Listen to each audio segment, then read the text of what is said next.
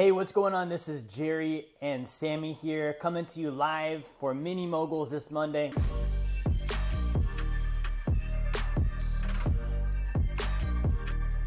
What's up, Sammy? Everything good, and we're about to teach you something today. Awesome. So first of all, I want to start this out with one common thing. We're going to start doing this as a regular thing on Mini Mogul Monday, and this is called Random Fact by Sammy. So Sammy is going to just tell you, go ahead, Sammy, what's on your mind right now? On my mind, You're good at this. Oh yeah! Okay, I got one.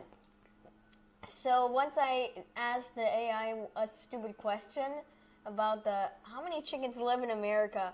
Something about like 13 Was it 330 million chickens? Yeah, something like that. There's like more chickens than humans. More chickens. It's almost a 1-to-1 ratio is what we learned. We were using ChatGPT, the AI, and Sammy's, that was the pressing question on Sammy's mind that day was how many chickens are in the United States of America? So what we want to talk to you guys about today, and this is for parents and kids, we want to talk about the subject of debt, okay? So I want to talk with Sammy about what debt is. I want to get his viewpoint on it. So that way, if you're a kid watching, you can understand, like, what is debt? How does it work? This is something that adults understand as well. They have in their lives. So Sammy, just from what you understand right now, do you have a handle on what debt means? Not that much, really. Okay. So debt is when you borrow money from someone to use it to buy something. So if you don't have money, you would go to you could go to a family member. A lot of people will go to the bank.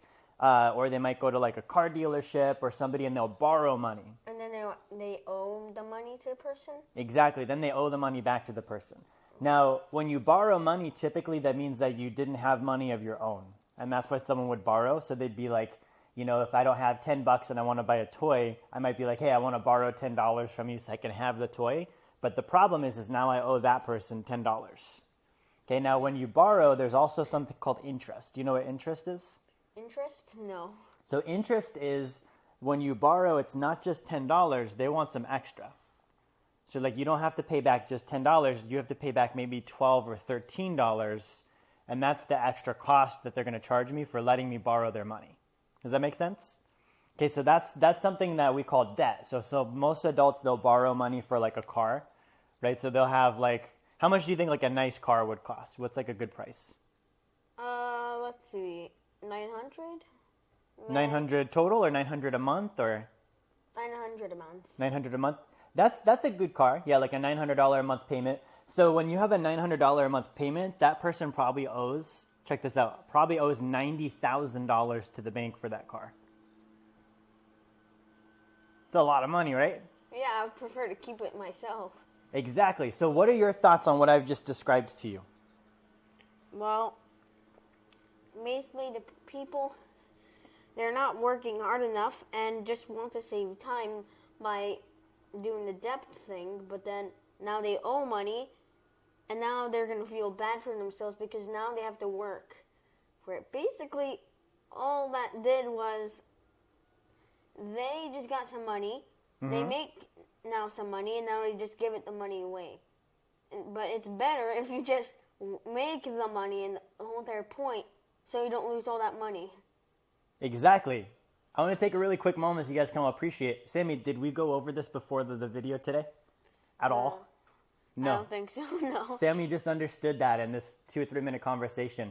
So, like as a kid, like you're having that realization, but what if I told you that over 80% of Americans, 8 out of every 10 people that you see in, you know, church, school, around town, wherever, you know, in the building here, like 8 out of every 10 people, they're borrowing money that they don't have. They have that debt. Well, honestly, some people don't make good decisions. They're through hard times, and then they think there's only one option to be in debt. But honestly, isn't it better to just work, and then you get all that money, and then you feel proud of yourself instead of borrowing some money? Now you're feeling not the greatest, like, because now you're in debt. You work hard, and then you lose all that money. Yeah, I agree. And that's kind of the way we can help handle it. So what would be a solution we could give people for this? So let's say that I'm in debt, you know, I went through a hard time, maybe I didn't want to wait, I was being impatient, and now I've got this bunch of debt. What should I do? Like, what's something that you could help me with? So now you're in debt. So there's not really anything you can change about it. You're gonna have to work, but if you want to still earn some money, just work extra hard so you get more money. Mm-hmm. That's pretty much all you can do. That's a good point. Yeah, another thing about debt is that if you are in debt, it takes longer. Look, you work hard, then you get the money. So first you borrow the money, then you work hard, and then you lose all that money. Yeah. It's more longer to process, and not as proud of yourself because you didn't earn that money. Yeah, so I should work harder. So this is what Sammy's saying, guys. I should work harder. I should earn more income. And then I should probably start saving money too, huh? So that way next time I don't borrow. I've got my own money to start using for, a car or a new thing or whatever. Yeah. Right? So increase the income. We want to save more. We want to handle the debt. And really, like, when I was in debt, like, for me, and this is cool that you came up with this, because that's really what I did, is I had to increase my income a lot. I had to work harder, put in more effort, put in more hours, get more income. And it's kind of like, if you're those treadmills where it runs, it's kind of like someone turned the speed up and I wasn't ready to run faster yet. And now I was like, okay, I better start running faster to keep up with it because I have these payments and I have these banks I've got to pay. So one of the things we can do with debt is we can actually use the sacred account. Did you know that? No. So people can actually use the sacred account to pay off their debt. So here's what happens. So let's say that I've got my debt here. This is my debt. And I start taking my cash and I start paying off my debt. And I'm getting it reduced and paying it off over time. Well, the problem is when I borrowed the money, I didn't have money in the first place, which is why I borrowed the money. Right? I didn't have my savings yet. So a lot of people, what they'll do is they'll say, well, I'm going to aggressively pay off all my debt. I'm going to get rid of it. But because all their money went towards their debt, they never ended up saving. And so they're out of debt, which is awesome. But now another thing happens. Let's say the refrigerator breaks and they still don't have any savings. So then they have to go back into debt another time to cover the thing because they never had the money in the first place. Yeah. So it's kind of this cycle people get stuck in. So what we teach people to do instead is we say, okay, here's your debt. Instead, pay the very minimums on that. Take all your extra cash and put it in your sacred account. Okay, we do that first. And the reason why we would do that first is it makes it to where someone now has savings. And so that way we're going to handle the debt, but in the interim, we want to avoid going into more debt. So we've got some savings. And then once we've got enough here to pay this debt off, we can borrow against the sacred account. We can pay off the debt. And now the debt's gone.